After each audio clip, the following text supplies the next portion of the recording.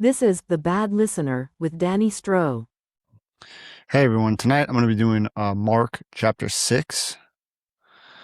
Starts off with the people of Nazareth refuse to believe. First one, Jesus left that part of the country and returned with his disciples to Nazareth, his hometown. The next Sabbath he began teaching in the synagogue, and many who heard him were amazed. They asked, "Where did he get all this wisdom and the power to perform such miracles?" Then they scoffed, "He's just a carpenter, the son of Mary, and the brother of James, Joseph, Judas, and Simon, and his sisters live right here among us." They were deeply offended and refused to believe in him. Then Jesus told them, "A prophet is honored everywhere except in his own hometown and among his relatives and his own family."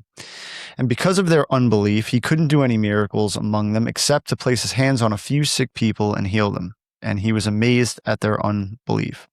So, verse 4 here, Jesus says that a prophet is never honored in his hometown, right? A prophet is honored everywhere except in his own hometown. So this doesn't make his work any less important. And this is common for workers of God, right? You don't need to be respected to be useful to God. If your family or friends doesn't respect you, or your Christian work, you just pray that their rejection will fuel your spirit to work even harder for God, right?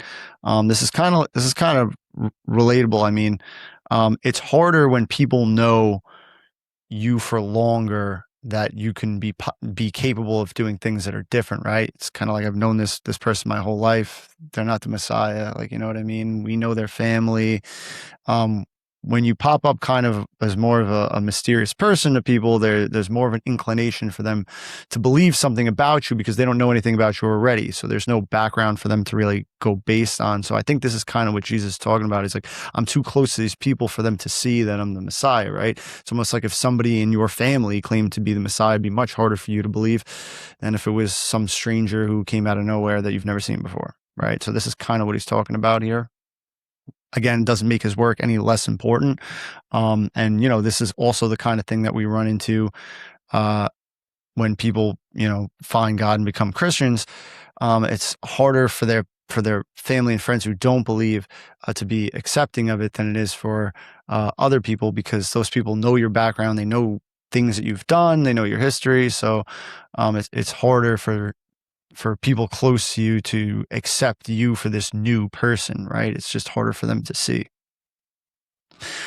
In verse 5 here, and because of their unbelief, he couldn't do any miracles among them except to place his hands on a few sick people and heal them, right? Jesus could have done even greater and more miracles in Nazareth, but chose not to because of the people's unbelief. They couldn't believe it because, again, they knew his family and his history, and it just didn't sound like a Messiah to them. They couldn't accept his message or believe he was from God because of this, right? So Jesus looked elsewhere for people who would accept his message and were willing to listen. We can't control how people react or respond to Jesus and his message, right? No matter the evidence you provide, some people will still not believe. We can pray to be led towards those with an open heart to have an even greater effect of spreading the word of God. But the way I always see it is you just spread the word, however people accept it, they accept it. They might accept it terribly, but later on, you've kind of planted the seed in their head and you just don't know, right? Everybody accepts it differently. It's nice to see immediate impact on people, but it's very rare. We're not always going to get that. It's very hard to have such immediate impact on this particular topic of Christianity, right? All right, so we'll go into the next story now. Jesus sends out the 12 disciples. This is verse 7. Then Jesus went from village to village teaching the people, and he called his 12 disciples together and began sending them out 2 by 2, giving them authority to cast out evil spirits.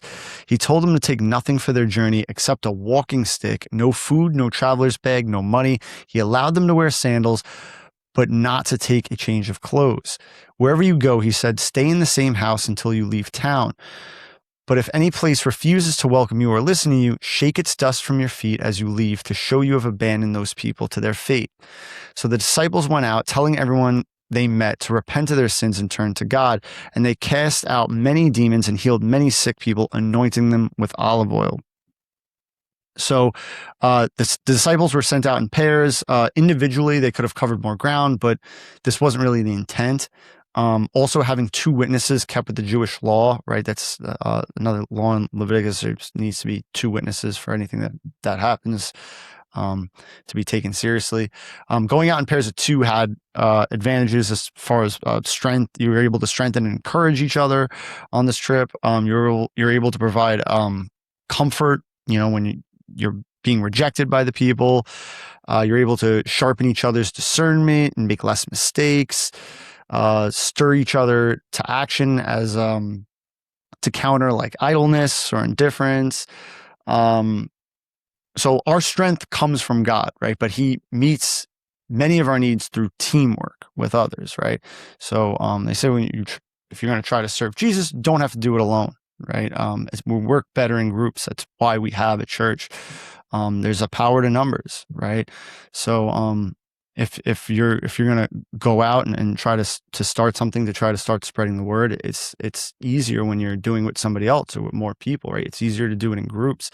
That's why the churches is so important. You get a group of people together, and come up with some ideas and some missionary work, and you can actually get a lot done. You can accomplish a lot more, right? It's a lot easier. So verses 8 through 9 here, right? He told them to take nothing for their journey except the walking stick, no food, no traveler's bag, no money. So it's basically saying take nothing but a walking stick, leave it once without preparation, with limited gear.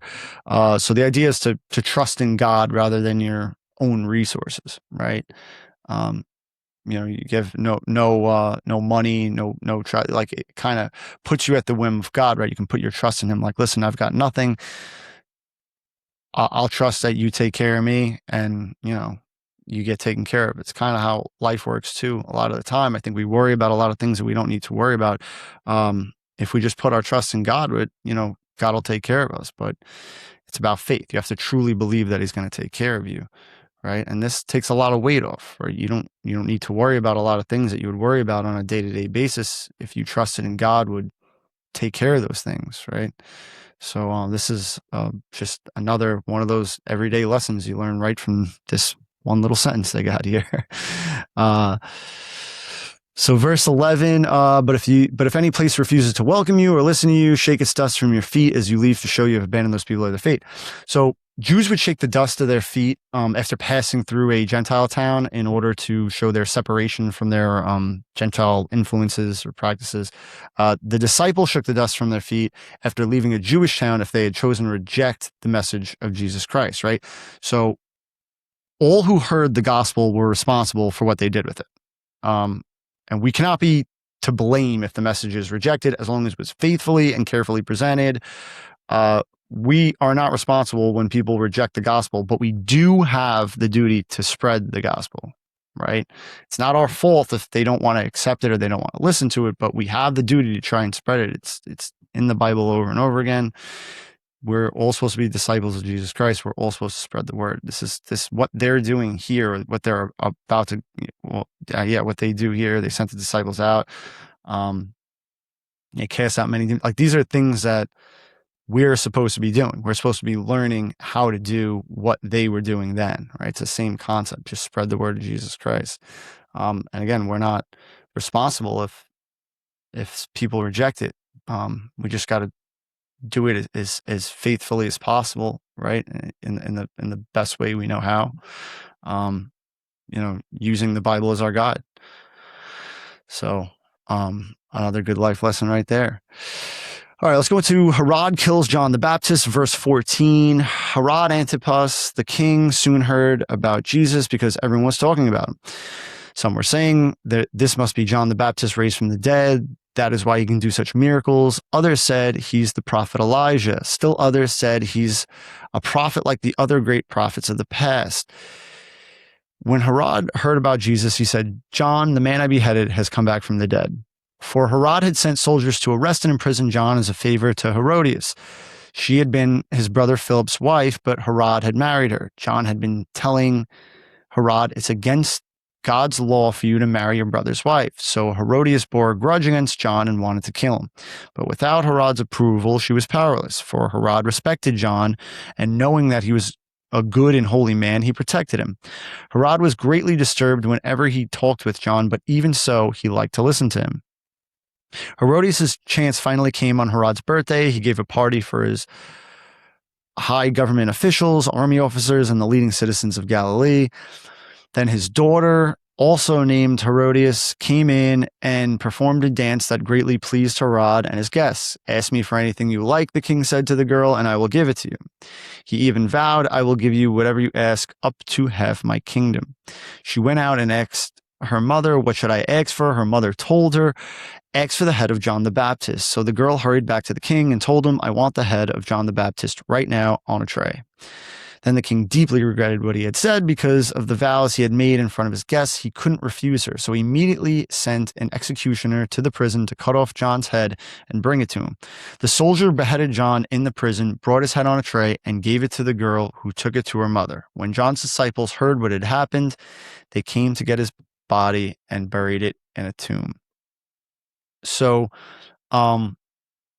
Herod, like many others, wondered who Jesus really was. Many people couldn't accept the claim that he was God's son, so they came up with their own explanations for his power and authority. Herod thought Jesus was John the Baptist resurrected, right? And people familiar with the Old Testament thought he was Elijah resurrected. And others thought he was a teaching prophet in the form of Moses, Isaiah, and Jeremiah. And just kind of like today, many people still can't make up their mind about Jesus today, right? By putting some type of label on him, like prophet, teacher, good man, they can weaken the power of his claims on their lives. So whatever people think doesn't change who Jesus is, right? And I can kind of relate to this because this was, it was a long journey for me to come from being basically a complete atheist to somebody who is a devout Christian, right? So what happens is you kind of start going through these different stages where, like, okay, I don't know if Jesus was the Son of God, but you read the Bible, he's a pretty good teacher, right? He taught a lot of great things. And that kind of put me in the mindset of like, all right, even if the Bible isn't real, it's a great book to live by as a guide, right? It's a great book for help. It's a great book to learn lessons about life in, right? So that's kind of where I started getting into that mentality. And then when you actually read the Bible, it's pretty hard to deny Jesus is the Son of God, and all of this is very true. Yeah, most of these people putting these labels on them, they haven't read the Gospels or any part of the Bible probably. So they're just going based off what their experiences are going through life without haven't actually read the text. That's kind of what happens. So I completely understand that. And listen, everyone's got to find God at their own pace, right? So let's see, verse 17, for Herod had sent soldiers to arrest and imprison John as a favor of Herodias. So John the Baptist confronted Herod and Herodias about their adultery. Herodias left Herod's brother Philip to marry Herod. Herodias forms a plot to kill John.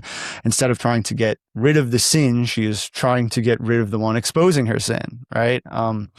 Because that's kind of what John does, right? John exposes the fact that they're living in sin. And of course, all she has to do is ask for forgiveness of sin, but she doesn't, right? She just has the guy who's exposing her sin killed.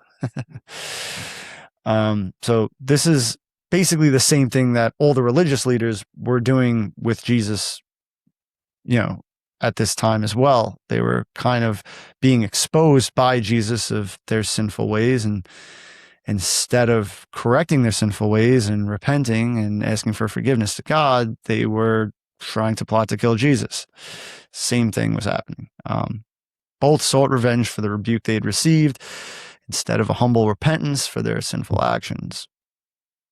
Let's see, we go into 18. John had been telling Herod, "It's against God's law for you to marry your brother's wife." So today we face a world of moral compromise, right?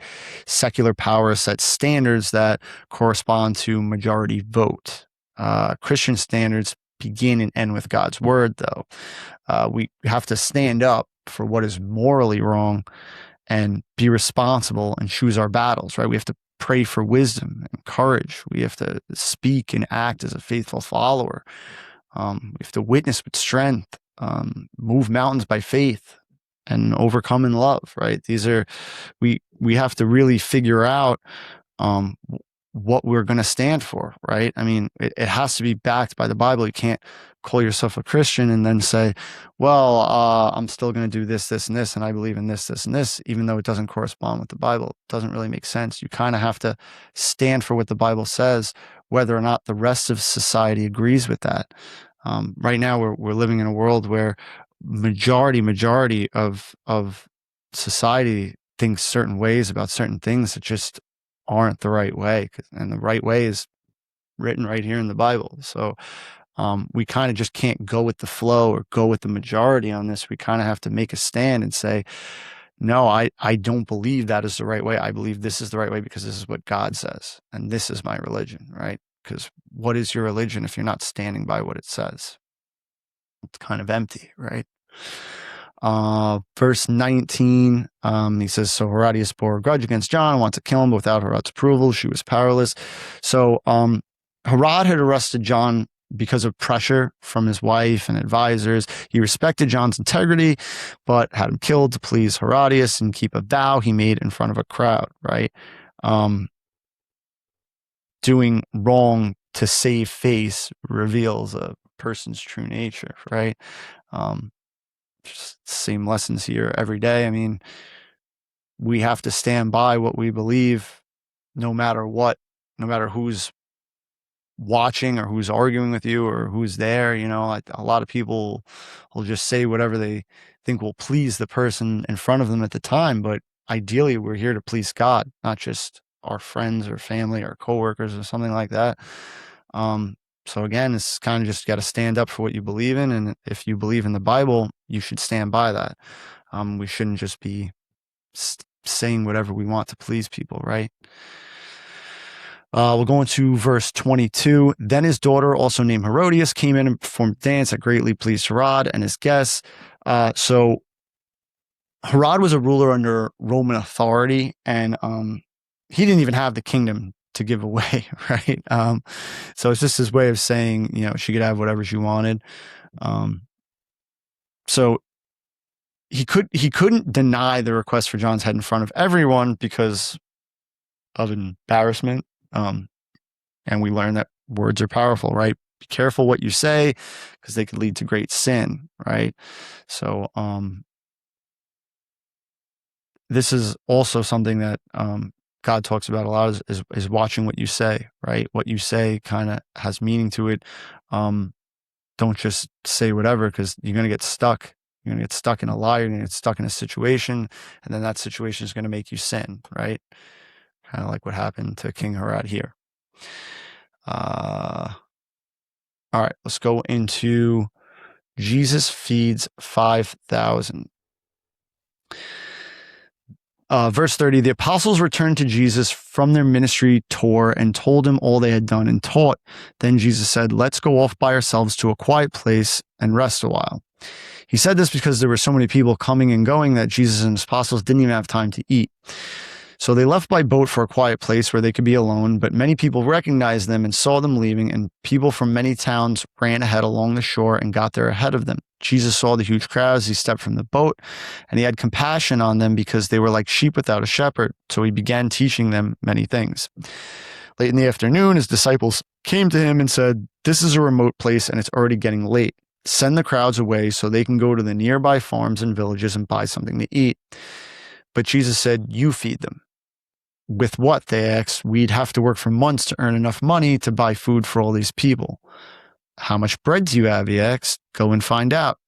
They came back and reported, we have 5 loaves of bread and 2 fish. Then Jesus told the disciples, to have the people sit down in groups on the green grass. So they sat down in groups of 50 or 100. Jesus took the 5 loaves and 2 fish, looked up toward heaven, and blessed them. Then, breaking the loaves into pieces, he kept giving the bread to the disciples so they could distribute it to the people. He also divided the fish for everyone to share. They all ate as much as they wanted, and afterwards, the disciples picked up 12 baskets of leftover bread and fish. A total of 5,000 men and their families were fed. So Jesus uses the apostle. He uses the word apostle here, right, which means one sent, a messenger, authorized agent, or a missionary. This was the official title for the 12 disciples after his death and resurrection. All right, we go into, Jesus said, let's go off by ourselves to a quiet place and rest a while.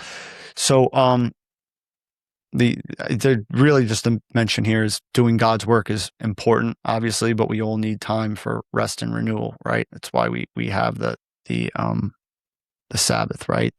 We have Sundays to rest, go to church, and just kind of pray and get close to God, right? That's one of the main reasons he's made a day for rest, right? Verse 34, Jesus saw the huge crowd as he stepped from the boat, and he had compassion on them because they were like sheep without a shepherd. So he began teaching them many things.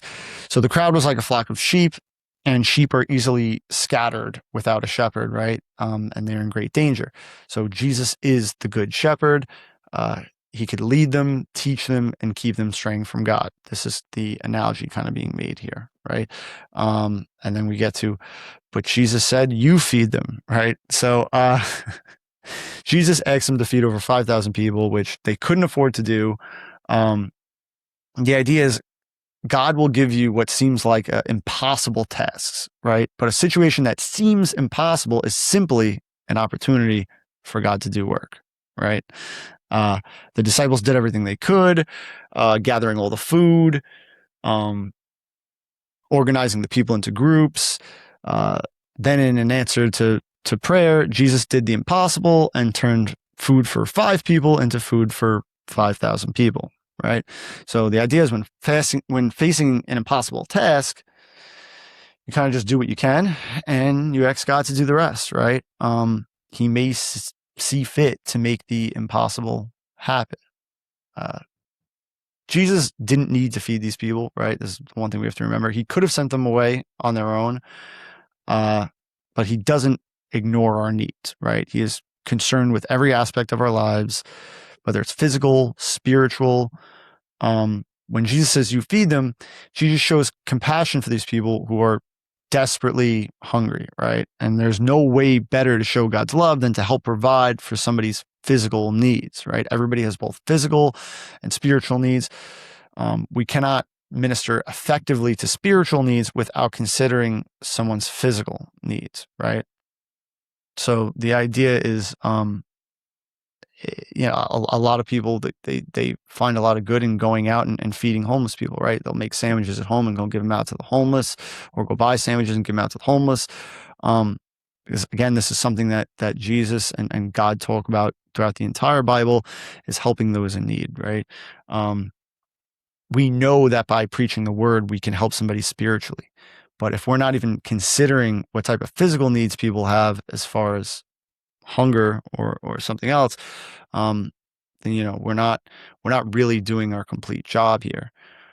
So the idea is to always take in consideration everybody's needs, whether it's spiritual, physical, or whatever their hunger, whatever their situation is. We take the whole situation into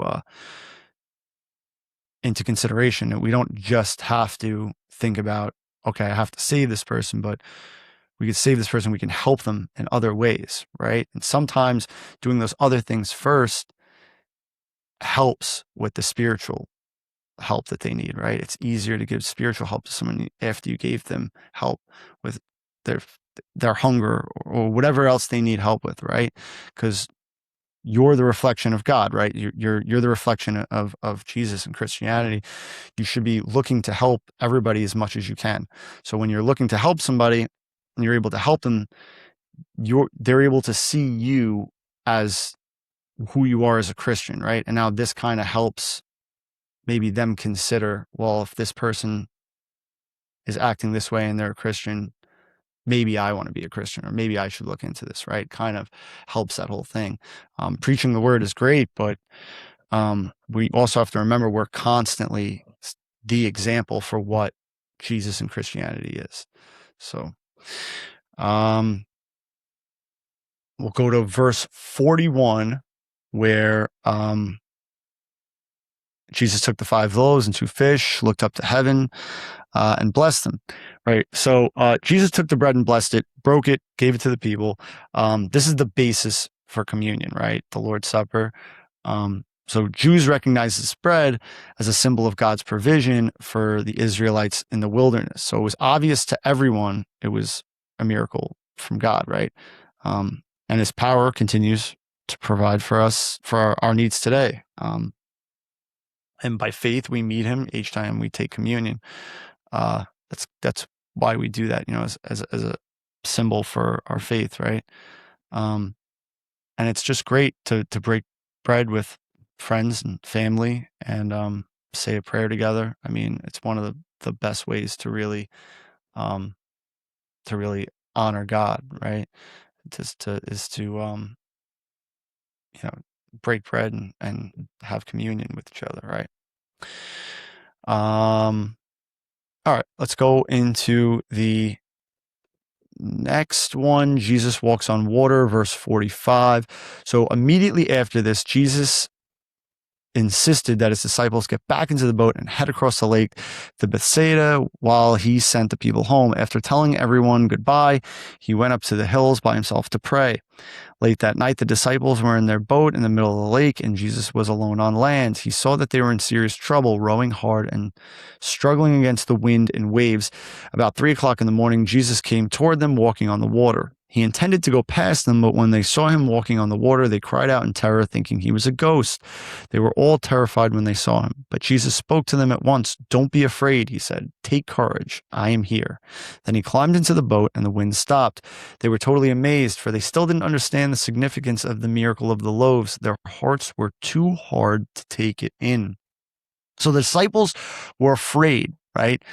But Jesus' presence calms their fears. So when you experience fear, you need to let Jesus deal with that fear, right? This is surrendering your problems, surrendering your fear to Jesus, and letting him take care of it, right? In times of fear or uncertainty, we can be reassured that Jesus is always with us, right? It's something you always have to keep in mind. He's always there, no matter what the situation is. And recognizing his presence there is the antidote to fear. So once you do remember that Jesus is there, your fear immediately subsides, right? So verse 52, for they still didn't understand the miracle of the loaves. So the disciples did not want to believe, right? They they couldn't accept that this human was the Son of God, right? They did not believe that the Messiah would choose them as disciples. They did not understand the true purpose of Jesus coming to earth, right? Their disbelief took the form of misunderstanding, because that's kind of what they're trying to portray here. So even after they watched Jesus miraculously feed 5,000 people, they still could believe that he is God's son, right? They would not have been amazed when he walked on water, right?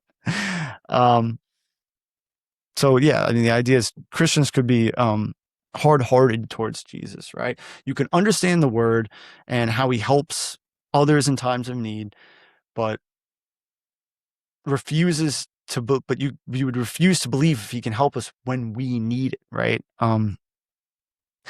This is not unbelief, but rejection of the idea that Jesus can help us as well. So the idea is just take courage that he is with you and for you, right? It's the whole idea behind this is that even though it's sometimes it's hard, right? It's hard to take that full belief that he can possibly help you in everything you need.